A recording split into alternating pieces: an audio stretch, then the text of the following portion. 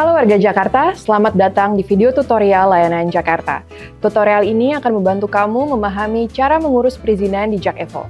Sebelum lanjut, pastikan kamu sudah memiliki akun JakEvo ya. Klik tombol buat permohonan baru.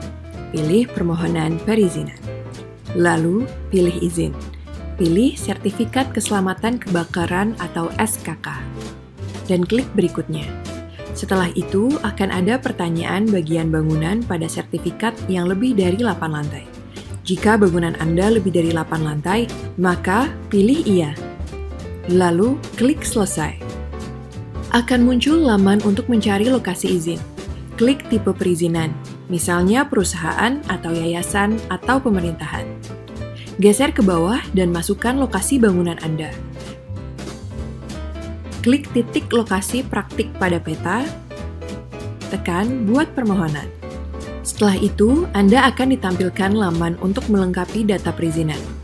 Lengkapi data berikut: identitas pemilik atau pemohon, identitas perusahaan atau PPRS, data bangunan, data perizinan lain, data sistem proteksi kebakaran, sistem sprinkler otomatis, sarana penyelamatan jiwa, akses pemadam kebakaran, hasil pemeriksaan dan uji coba, manajemen keselamatan kebakaran gedung atau MKKG, dan lengkapi data kesimpulan.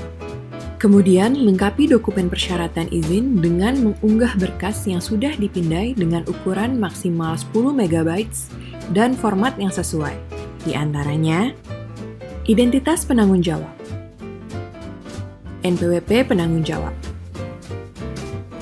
NPWP perusahaan, akta pendirian perusahaan, SK pengesahan akta pendirian perusahaan. Jika ada perubahan akta perusahaan, lampirkan juga akta perubahan perusahaan dan SK pengesahan akta perubahan. Izin mendirikan bangunan atau IMB atau persetujuan bangunan gedung atau PBG. Sertifikat Keselamatan Kebakaran 2 tahun terakhir. Sertifikat Layak Fungsi atau SLF tahun terakhir. Lisensi Sertifikat Ahli Pemeriksa Kelayakan Fungsi Bangunan Gedung Bertingkat yang menguasai keahlian pada bangunan gedung.